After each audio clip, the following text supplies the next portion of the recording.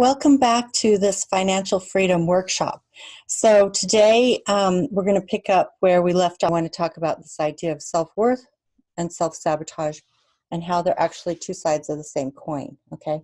And we're going to relanguage the idea of self-sabotage and create a new paradigm around it, okay?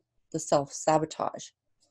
And so we need to talk about that because they are two sides of the same coin, and we need to, like I said, re-language our understanding of self-sabotage, because the issue with self-sabotage is, one, it's a judgment. Now, I don't mean to imply that there isn't a real phenomenon, okay? That's not what I'm saying. But it is judgmental. Like there's this story, okay? So as an example, I had an experience with, in the early days with my YouTube astrology business. Now I can look back on it, it's kind of funny, but at the time I was like, oh my God. Here's what happened was that I was building my channel, and I was kind of a little bit going viral, not like huge viral, but pretty significant. And it was really taking off, and I was really excited about that. But then a couple of things happened. One was that I started to get haters and trolls, and that is part of it. You know, it's like, it's just par for the course when it comes to this kind of thing. And it is an actual indicator of success on YouTube. And so, but it was kind of hard to deal with, and I saw myself back off. And so instead of going with that energy and continuing to move forward, I backed off and I tamped it down. And so it took a lot longer to reach the point that I'm at now. I worked on it for 2 years. Now, part of it was that I was also working on a Master of Fine Arts degree, and I saw that as my path, that YouTube was just, you know, like, I don't know what like a side hustle, I guess is what they call it. You know, that's the way I saw it. And I didn't see it as my ultimate career at the time. And so, so there was that in the mix too. But still, I lost that momentum because I let the trolls and haters get to me. And so that could be called self-sabotage. And then another example was that my mother I had been doing astrology readings for, let's see, up to, at that point, that would have been over 10 years. I had been doing professional astrology and tarot readings. And so she suggested that I, you know, mention on my channel that I do astrology readings, and maybe I'll get some clients. And so I felt insecure because I only had 1,000 subscribers at that time, and I thought, well, I don't think, you know, I think they're only interested in watching the free videos. They're not gonna hire me. So I was reluctant. But finally, for the hell of it, I thought, what the hell, you know, I'm just gonna say it. Okay, if you're interested in ordering a reading, please click on the link below. But I didn't actually think anything would come of it. So I didn't even check my PayPal, you know, and I didn't check the email address that's attached to my PayPal. I really, really did not believe that anything would come of it. And so one day I happened to check my PayPal, and I actually had 2 readings ordered through PayPal. And I didn't even know it because I didn't pay attention.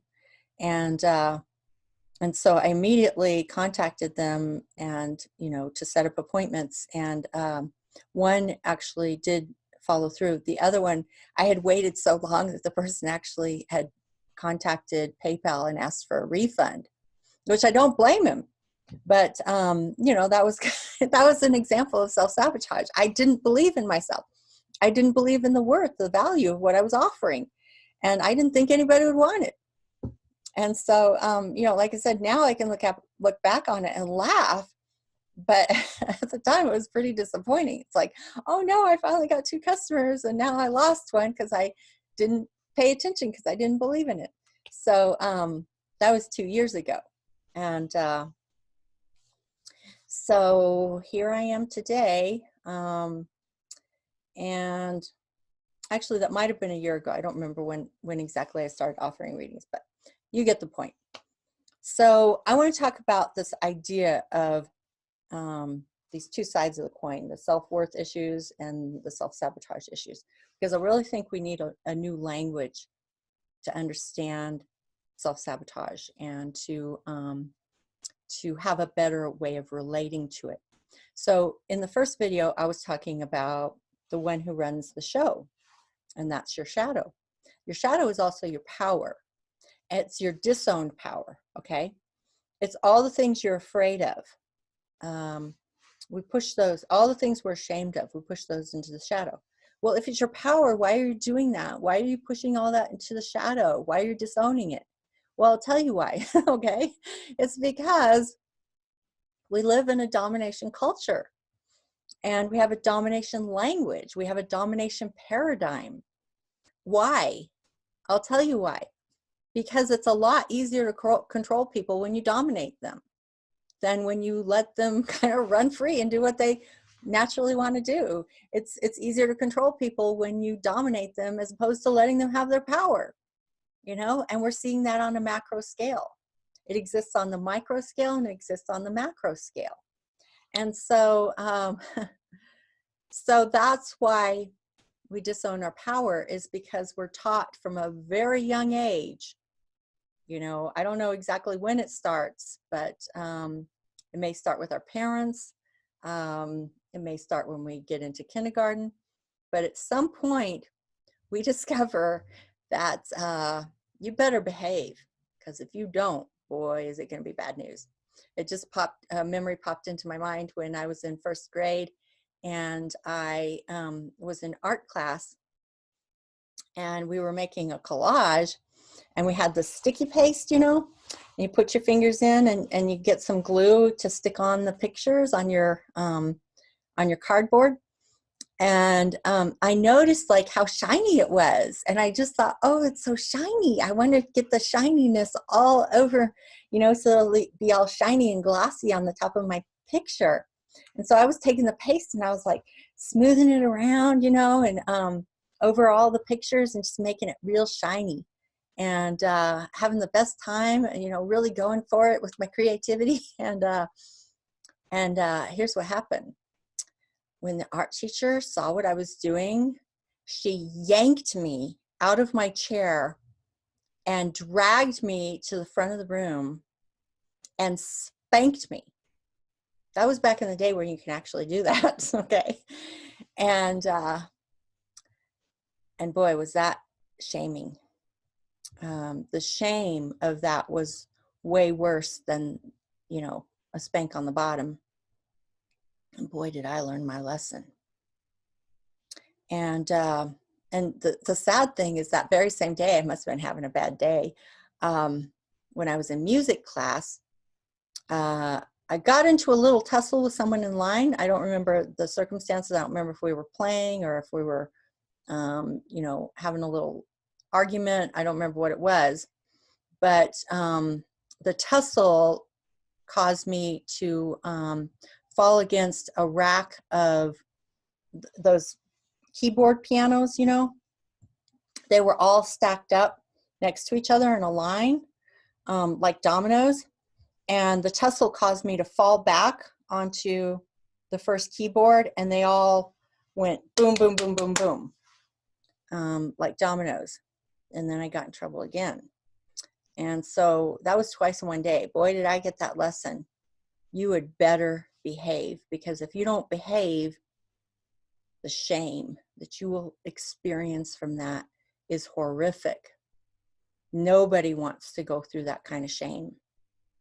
And so,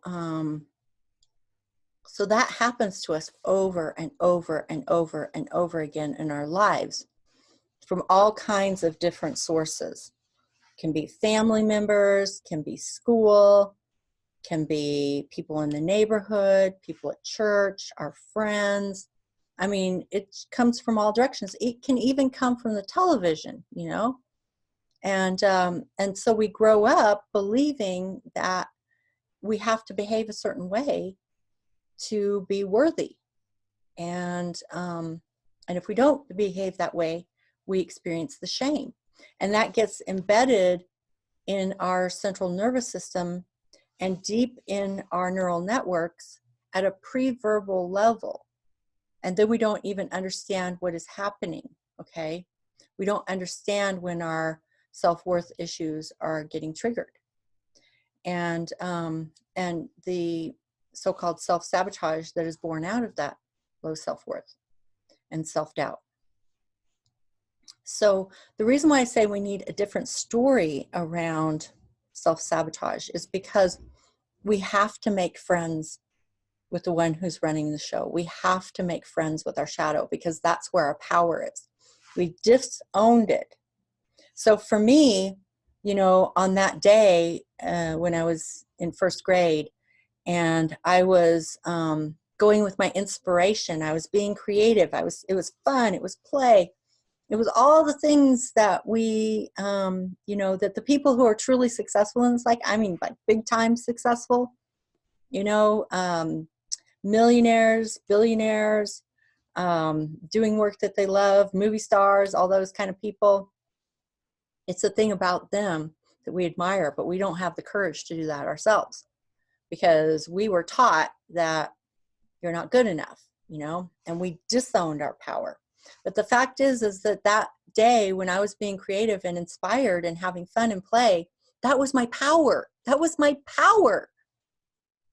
And, you know, getting into the tussle with this friend, again, I don't remember if it was because we were playing or because we were fighting. I really don't remember. All I remember was that it led to knocking over the keyboards.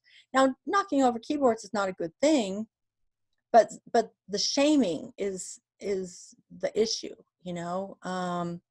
And then then you learn. You don't take risks. You don't color out of outside the lines. You don't want to slip up in any way, shape, or form. You better stand in line. You better color inside the lines. You better not be creative because you might take a risk and you might get a smack or many smacks and you could get a public shaming. And you learn very well not to do those things. And that gets embedded in your central nervous system, okay, at a pre-verbal level. So when it gets triggered, when you're like starting to take a risk and it's like all of a sudden you hit this invisible barrier. I like to think of it like a dog collar and an invisible fence.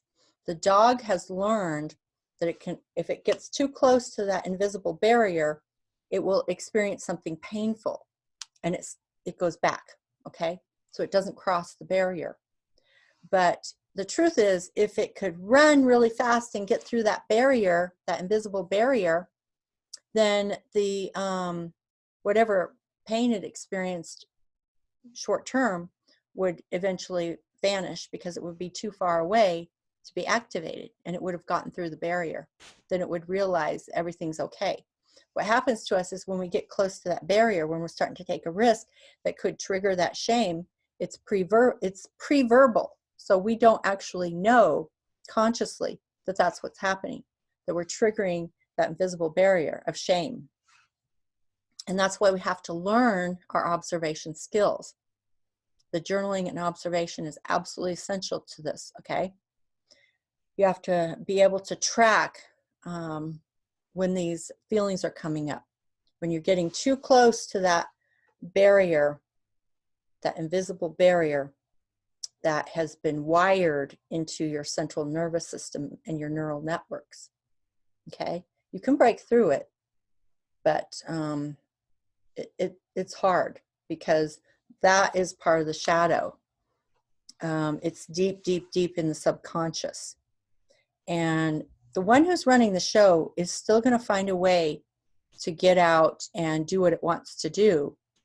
But we continue to repress our power into the shadow because the taking risks is part of our power.